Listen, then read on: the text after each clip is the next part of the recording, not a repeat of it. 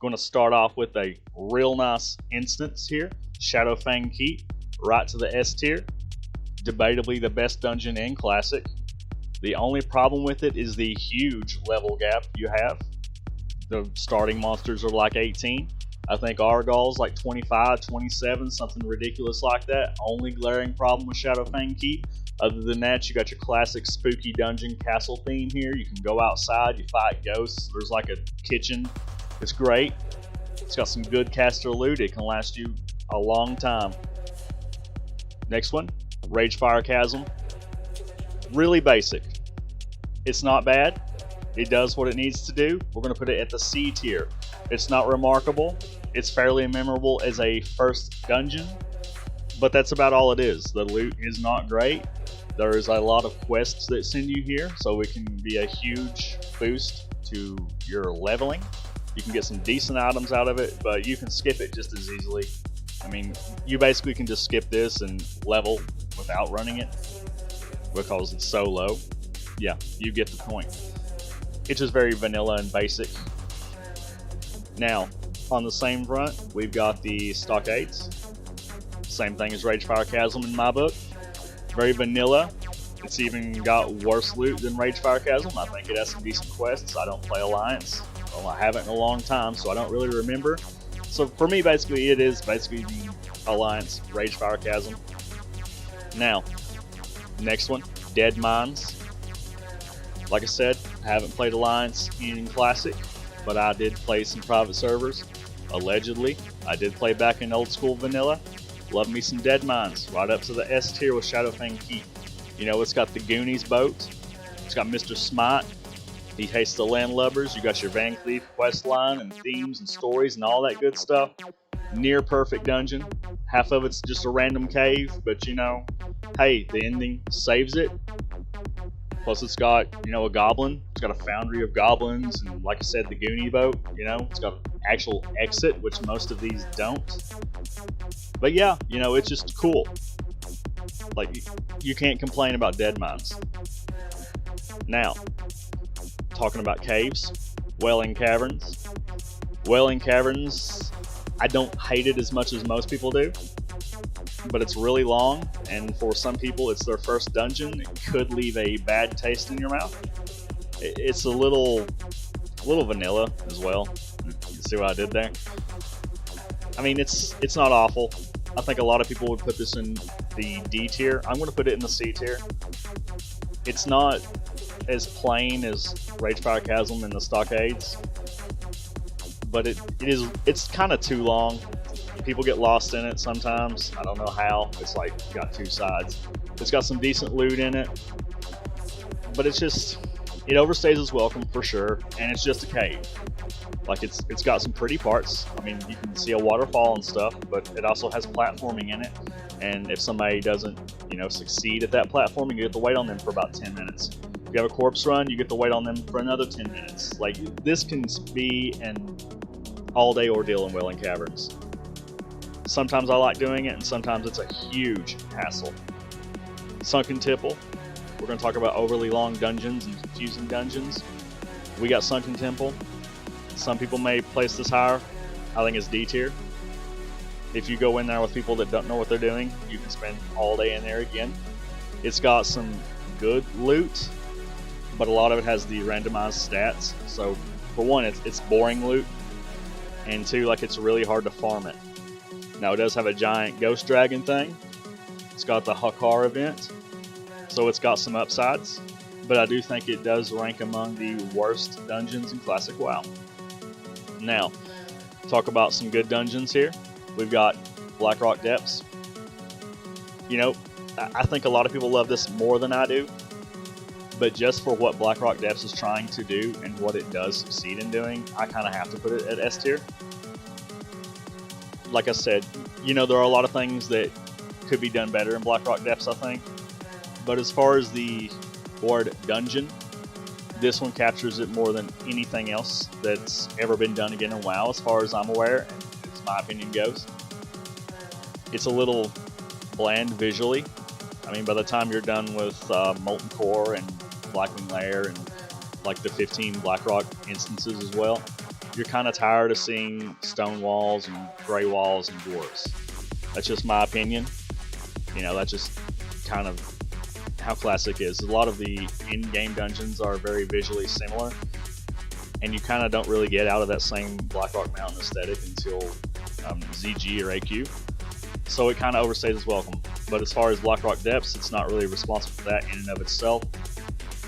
You can get a lot of levels here. You can get a lot of gold here. It's got some great drops, a lot of pre-raid bis, a lot of bis through, you know, a couple phases. And you can do 1,000 different types of runs here, so whether it's, you know, saving the princess, killing the emperor, just going to get molten core attunement, or your favorite arena runs, arena anger forge, please. Yeah, you've probably seen a lot of those. Anyways, Blackrock Depths, for what it is and what it aspired to be, I don't think you can really rank it lower than an S. Even though I think, personally, I would rank it lower than most people do, I still think it's a low S instead of a high S.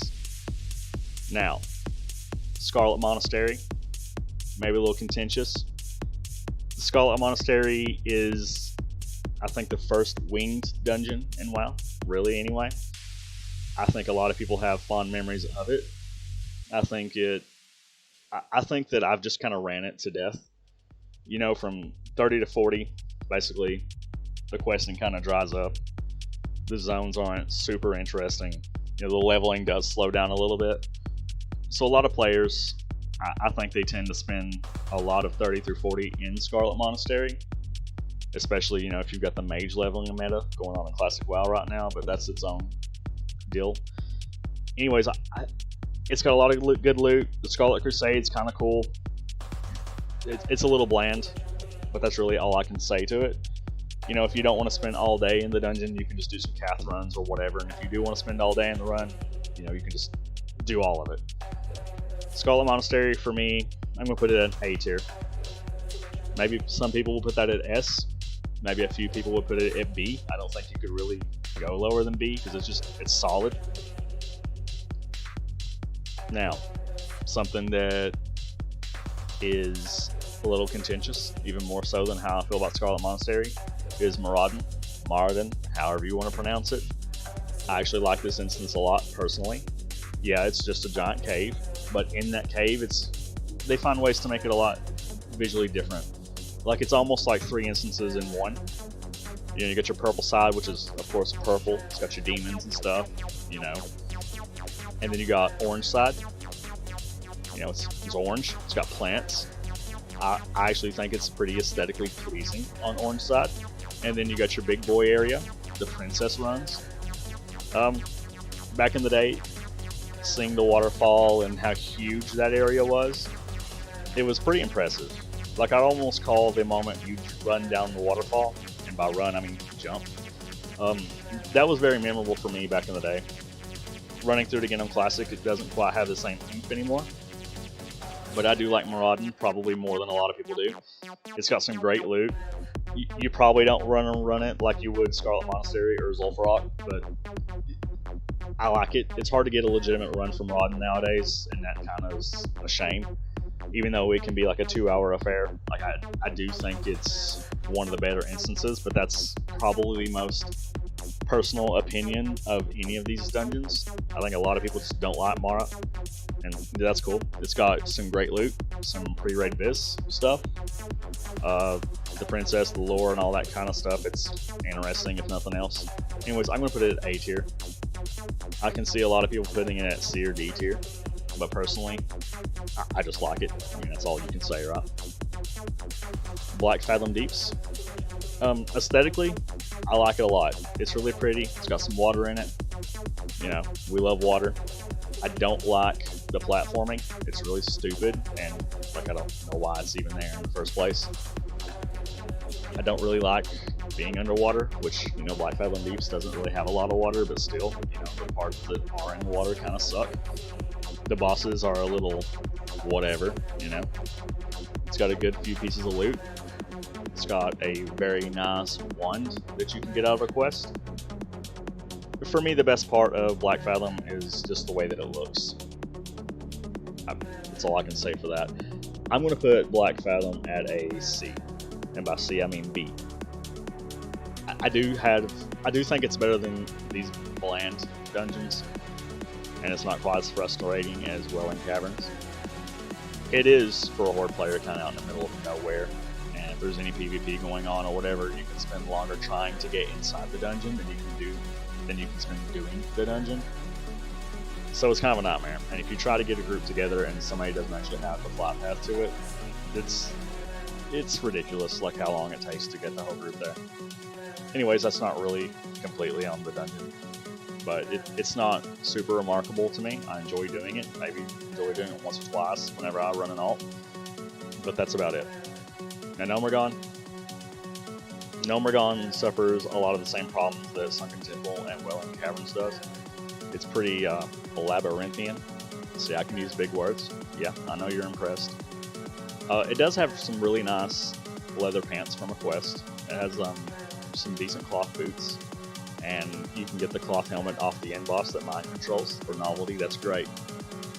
Aesthetically and thematically, like it's okay. It's just a giant city. I think a lot of people praise non-linearity, but if you've ran these recently, or with somebody that doesn't actually know where they're going, you know, the whole Welling Caverns, Sunken Temple, and Gnomeregan trio, it can be a nightmare. Now, if you've got a group that knows what they're doing, it's not very painful. But for me, in general, it's not a good dungeon, in my opinion. I'm going to put it at D tier. I don't know if I would like Sunken Temple or Gnomeregan better, I'm not sure. They are... The only reason I would really go to Gnomeregan leveling and all is just for the quest loop. Like, if you can wear the leather legs, you pretty much have to, because you can wear them all the way to 60 almost. Other than that, like, it's pretty avoidable. It's got some interesting loot. That's about it. Now, if you're a druid, this is going to be your S tier, because you get to farm it all day for pummelers, but you know, that's besides the point. Razorfang Crawl. It's got a bunch of pigmen in it. You know, if you're into that, it's great for you. For me, it's kind of bland. Maybe a different kind of bland than RFC and the other ones, but it's just kind of there, you know? I think a lot of people just remember the dungeon for Corpse Maker, which, you know, it's great. If you're a shaman trying to get that, and then your warrior friend who's going to get a whirlwind axe, like, within the next hour, he's going to take that from you every time. But I think that's most of the reason people run this. It's not particularly enjoyable. Most of the loot, aside from Corpse Maker, is unremarkable. And the escort quest at the end of it, you know, people screw up escort quests. We'll get into that real soon. And, you know, if you've already done it, or you just don't want to do it, it's a hassle to sit like 15 minutes while the guy walks as slow as he possibly can. And you don't want to be in asshole mode and just leave. So, you know, there are times I've just not done Razorfang Crawl because I don't want to do the escort quest at the end of it. So for me, it's going to be a C tier. It's not an awful dungeon, it's just not remarkable. Now, speaking of escort quests, Razorfang Downs, I do like it better than Razorfang Crawl just because of the lore and the visuals and so on. The escort quests in it, it's a nightmare to try to do with people who have no clue what they're doing. I don't know if you would say it's as bad as the Razorfang Crawl one, but it's not an enjoyable part.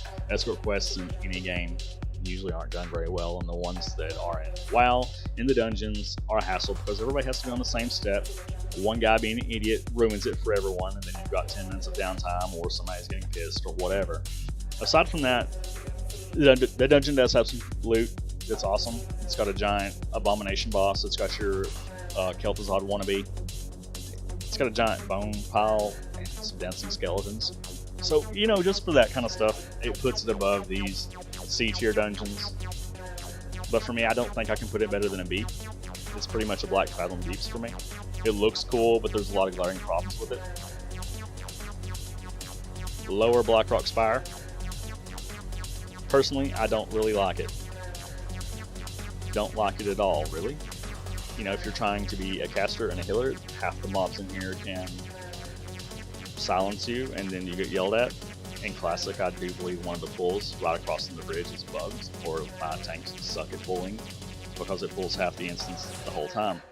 You can spend a lot of time in lower Blackrock Spire. Most of that time is not fun. It does drop a lot of nice loot. especially, you know, if you want to farm the first 3 bosses or whatever. But it's just not where I want to be in Classic. I want to get in and get out. You have to go here for the Oni quest, but you know, that's about the only kind of time I want to spend here. Maybe farm a ring or something, trying to get some farming groups. I really don't like doing the whole place. That's kind of subjective, and it kind of suffers from the same, like, hey, it's a gray dungeon, just like all of the Blackrock dungeons suffer from. That's a personal thing, I guess. And I guess we'll lump Upper Blackrock Spire in here, even though I think Upper Blackrock, it fares a lot better than Lower Blackrock in my opinion. Like the Rendiment, thematically it's awesome. In reality, it's really slow and tedious and a hassle. And the last few mobs and pulls before Drek, that's his name, right? Whatever, the giant dragon, big guy, daddy, whatever you want to call him. Those pulls can be rough. The beast is cool, I guess. You know, back in the day, you used to hunt gnomes at it. I guess people do nowadays. I don't know. I'm a cow, so I wouldn't know. It's better than Lower Blackrock for sure. Upper Blackrock for me, I'm just going to put it at B. Lower Blackrock on a personal level would probably be more of a C tier for me. Upper Blackrock would probably be a high B. But in this list, we just have them all together. So we'll put it in the B. You know, if you disagree with that, that's more than fine, obviously. Now we're going to go with Strat. I like Strat a lot. It's got a ton of trash in it, but the bosses are cool. You got Mind Control, Banshee Lady, you got a giant Spider-Man, you got Key Guy, you got giant Ramstein guy with a bunch of waves, and then this kind of props up the Baron as being cool. He drops a giant skeleton horse mount thing. In theory, I've never seen it. There's a ton of great loot here. If you are a healer, you kind of are obligated to come and get the ropes, divine ropes, whatever. I don't remember. I'm wearing them right now on my shaman, but they're ugly, so I just kind of pretend that I'm not. And you got the melee cloak that everybody seems to want and have a big hassle over. For hunters, they'll never get it. Anyways, I like it. Like I said, it's got some great Burning City aesthetics. A little gray, but you know, it's not so noticeable in Strat. I like Strat a lot. Like I said, you could either put it high S, high A, low S. I'm putting it S tier, personally. I would be okay with either one of these, but I don't think it can go below an A, personally. It's just fun. It doesn't overstay its welcome. It has a lot of trash, but that's kind of the way of most vanilla dungeons. Uldaman. Uldaman, it's just another cave. Like, it's got some cool dwarf lore and stuff. The loot isn't great. Like the last boss, I think he dropped some good stuff. I think there's a few good pieces in here, but it's nothing like super remarkable. Like, you could just not do Uldaman and be fine with it. As far as caves go, you know, on the Welling Caverns versus Marad cave front, it's more of a Welling Caverns for me. It's a little plain, a little orange. You know, as a Horde player, all we do is see a lot of orange, you know, with Durotar and so on. So I'm kind of sick of seeing orange. Personal biases right here. I'm putting Uldaman at a C. It's not super plain like RFC and Stockade, but it's just not remarkable. Zul'Farrak. I've ran Zul'Farrak so much that I'm kind of sick of it. It's a troll dungeon. I don't really love troll dungeons either. You know, shoot me. It's fine for what it is. It takes a long time. The stairs event's cool, especially the first time you do it. I think back in actual vanilla, I like Zul'Farrak a lot more than I do in Classic. In Classic, it's just kind of like, well, we're in the home stretch for 60, and the 40s aren't really great for questing. So you kind of hit a lot of ZF runs, and I'm done with it, I guess you could say, kind of like Scarlet Monastery. But a lot of people do love Zul'Farrak, and it does have a giant Godzilla looking thing, Hydra King. It's got some decent loot, of course. The big bad pauldrons, that's one of the first like cool looking plate pieces you can get. The Vexen King, it's great. A little sandy for me. Just looks like Tanaris, which, you know, of course it does. It's in Tanaris, that makes sense. But I just don't love ZF. Like, I'm going to put it at a B. That's probably sacrilege for a lot of people, but it's where I'm standing. Now, Dire Maul. Dire Maul being in just one block here is kind of because unlike Scarlet Monastery, which all the wings are pretty similar in my book, Dire Maul, they're all kind of different. Like, I actually like Dire Maul East a lot. It's got, your creepy plants. It's got this spooky aesthetic. I'm kind of done with the jump runs, but that's not, the dungeon's fault. I like it a lot. Dire Maul East, anyway. Now, Dire Maul West, that's a completely different story. I actually hate Dire Maul West. I think for a pug run, it's probably debatably the most difficult Classic WoW instance. I would probably place either Dire Maul West or Strat Live, which I just realized that we need to talk about Strat Live because I just talked about Strat Dead.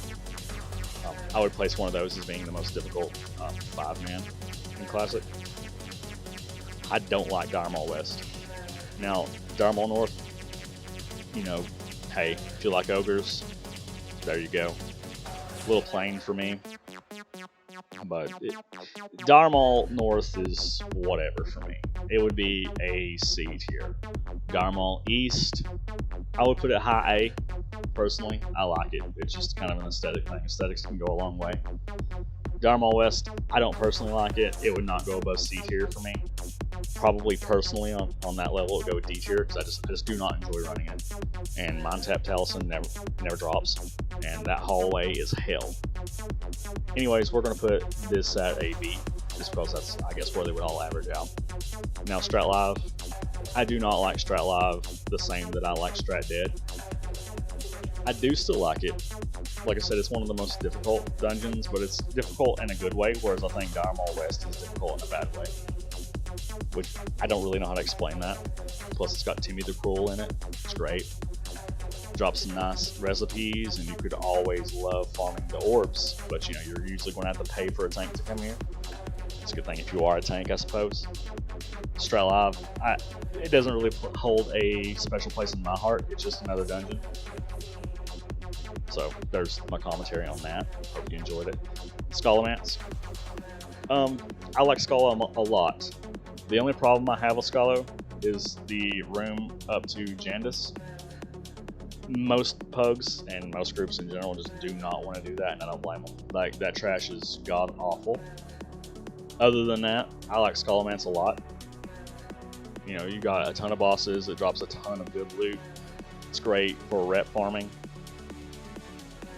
It's probably not on the same level as Strat Undead for me, but Scalo is one of my favorite, if not my favorite, instances. I mean, honestly, Shadowfang Keep probably is my favorite instance, but it's hard to hold leveling dungeons in the same regards as you would hold 60s. If we're going for a favorite 60 dungeon, it's kind of a toss-up between Strat Undead and Scholomance for me. The fact that Scholomance has such a blemish on it with the Jandas rooms, I just can't. If you have to do every run with Jandas, it's going to be like a C tier. If you're always skipping it, it's going to be at least a high A. And just for the Jandas rooms, I'm going to have to put it at A. I think it's a high, but it really drags down the experience to have to deal with that gracefully, mercifully. Most groups skip it. Other than that, it drops some great loot. A lot of rogue stuff in here, some decent caster stuff. And if you're an alchemist, you kind of have to come here to make the big bucks. Anyway, that was my Classic WoW dungeon ranking tier maker thing. Hope you enjoyed it. Have a good one.